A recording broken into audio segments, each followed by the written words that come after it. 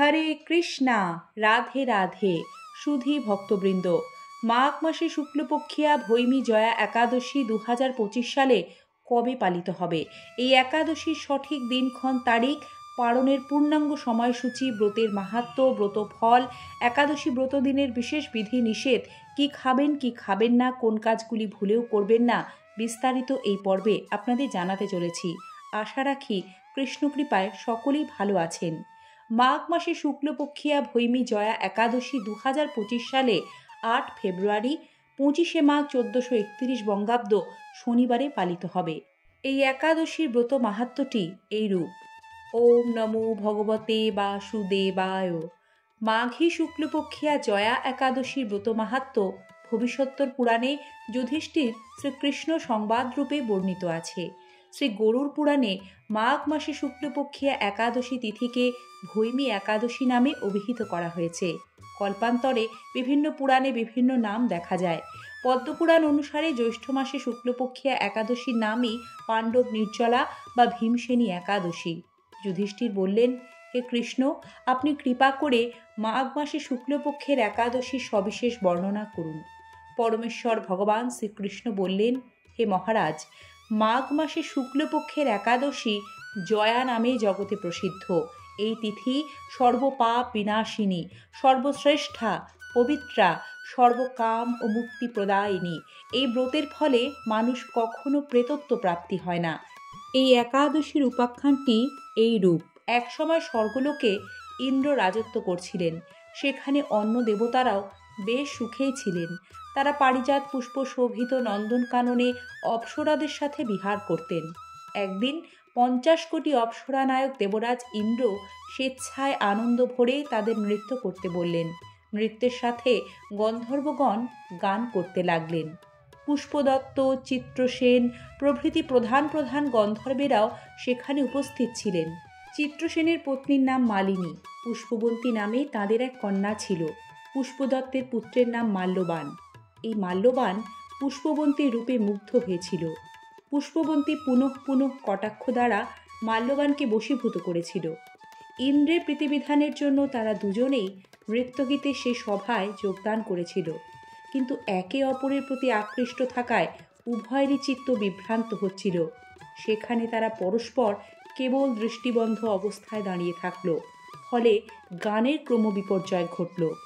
তাদের এই রকম তালমান ভঙ্গভাব দেখে তারা যে পরস্পর কামাসক্ত হয়েছে, দেবরাজ ইন্দ্র তা বুঝতে পারলেন। তখন ক্রোধ বশে তিনি তাদের অভিশাপ দিলেন, রে মূঢ়, তোমরা আমার আজ্ঞা লঙ্ঘন করেছ।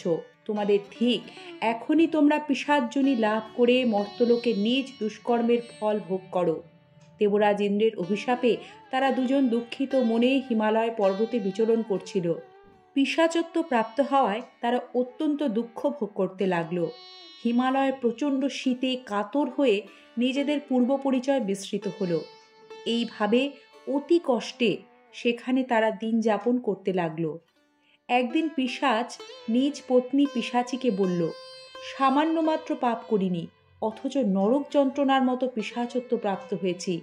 অতএব এখন থেকে আর কখনো কোনো পাপ কর্ম করব না। এইভাবে চিন্তা করে তারা সেই পর্বতে মৃতপ্রায় বাস করতে লাগল।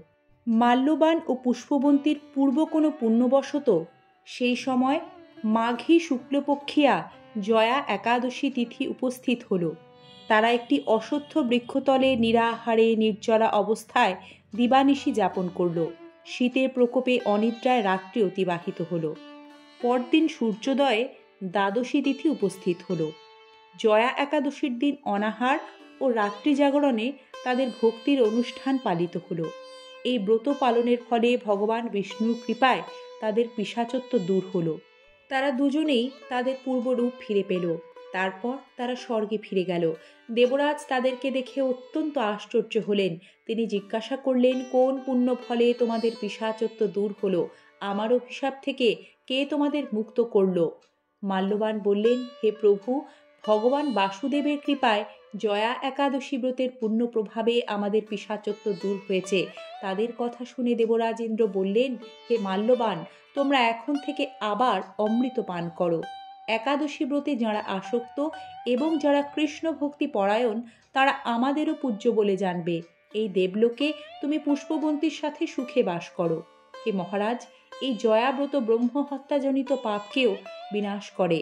এই ব্রত পালনে সমস্ত প্রকার দানের ফল লাভ হয়। সকল যজ্ঞ ও তীর্থের পুণ্য ফল এই একাদশী প্রভাবে আপনা হতেই লাভ হয়।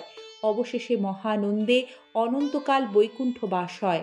এই জয়া একাদশী ব্রতকথা পাঠ ও শ্রবণে অগ্নিষ্টম যজ্ঞের ফল পাওয়া যায়। ব্রতশ্রেষ্ঠ একাদশী শ্রীহরির অত্যন্ত প্রিয়। কৃষ্ণ ভক্তি লাভই শ্রী একাদশী ব্রতের মুখ্য ফল। তবে আনুষাঙ্গিক রূপে স্বর্গ ঐশ্বর্যাদি অনিত্য ফল লাভ হয়ে থাকে। এবারে জানবেন মাঘ মাসে শুক্লপক্ষের এই ভৈমী জয়া একাদশীতে কি খাবেন ও খাবেন না, বিধিনিষেধ কি কি। সম্মানীয় দর্শক শ্রোতা বন্ধু, মাঘ মাসে মূলো খেতে নেই, আর এই একাদশী মাঘ মাসে পড়ে, তাই এই দিন ভুলেও মূলো বা মূলা সবজিটি খাবেন না। একাদশী ব্রত দিনে পঞ্চরবি শস্য, ধান জাতীয় সকল প্রকার খাদ্য, গম জাতীয়, জব বা ভুট্টা জাতীয়, ডাল জাতীয় সকল প্রকার খাদ্য বর্জন করতে হয়। সরষের তেল, সয়াবিন তেল, তিল তেল ইত্যাদিও খেতে নেই। যারা সাত্ত্বিক আহারী নন, চা, বিড়ি, সিগারেট, পান, নেশা জাতীয় বস্তু গ্রহণ করেন, একাদশী ব্রত দিনে ভুলেও করবেন না, তাদের ব্রত ভঙ্গ হয়। একাদশীতে শরীরে প্রসাধনী ব্যবহার করতে নেই। মাথায় তেল, শ্যাম্পু দেওয়া, গায়ে সাবান, সুগন্ধি ব্যবহার করতে নেই। সকল প্রকার ক্ষৌরকর্ম অর্থাৎ নখ কাটা, চুল কাটা, দাড়ি কাটা নিষিদ্ধ। একাদশী ব্রত পালনের প্রকৃত উদ্দেশ্য কেবল উপবাস করা নয়, নিরন্তর শ্রী ভগবানের নাম স্মরণ, মনন, শ্রবণ কীর্তনের মাধ্যমে একাদশীর দিন অতিবাহিত করতে হয়। একাদশী পালনে পরনিন্দা, পরচর্চা, মিথ্যা ভাষণ, ক্রোধ, দুরাচারী সহবাস সম্পূর্ণরূপে নিষিদ্ধ। একাদশী ব্রতের আগের দিন রাত 12টার আগেই অন্ন ভোজন সম্পন্ন করে নিলে সবচেয়ে ভালো। ঘুমানোর আগে ব্রাশ করে দাঁত ও মুখ গহ্বরে লেগে থাকা সমস্ত অন্ন পরিষ্কার করে নিতে হয়। সকালে উঠে মুখ কুলিয়ে স্নান করতে হয়। একাদশীতে সবজি কাটার সময় সতর্ক থাকবেন যাতে কোথাও কেটে গিয়ে রক্তক্ষরণ না হয়, কারণ শাস্ত্রমতে একাদশীতে রক্তক্ষরণ বর্জনীয়। একাদশীতে চলমান একাদশীর মাহাত্ম্য ভগবত ভক্তের শ্রীমুখ হতে অবশ্যই শ্রবণ করবেন, অথবা সম্ভব না হলে সূচি সাত্ত্বিক অবস্থায় নিজেই ভক্তি সহকারে পাঠ করতে হয়।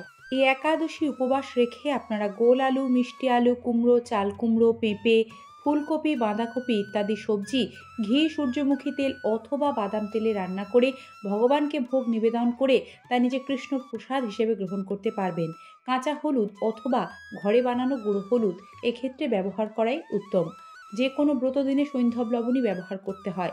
অন্যান্য আহার্য বিভিন্ন ফল মূলাদি, দুধ, দই ইত্যাদি, লেবুর শরবতও খেতে পারেন। পারণ ছাড়া একাদশী ব্রত অসম্পূর্ণ, তাই পারণের যে নির্দিষ্ট সময় প্রদান করা হলো সেই সময়ের মধ্যে ভগবানকে পঞ্চরবি শস্য, তুলসীপত্র সহযোগে ভোগ নিবেদন করে পারণের মন্ত্রটি 3 বার উচ্চারণ করবেন এবং সে ভোগ নিজে কৃষ্ণ প্রসাদ হিসেবে গ্রহণ করে একাদশী ব্রত পূর্ণরূপে সমাপন করতে হয়। জয় শ্রী শ্রী ভৈমী জয়া একাদশী তিথি কি জয়। জয় শ্রীকৃষ্ণ। রাধে রাধে। কৃষ্ণ কৃপায় মঙ্গল হোক সকলের। সাথে থাকবেন, ভালো থাকবেন।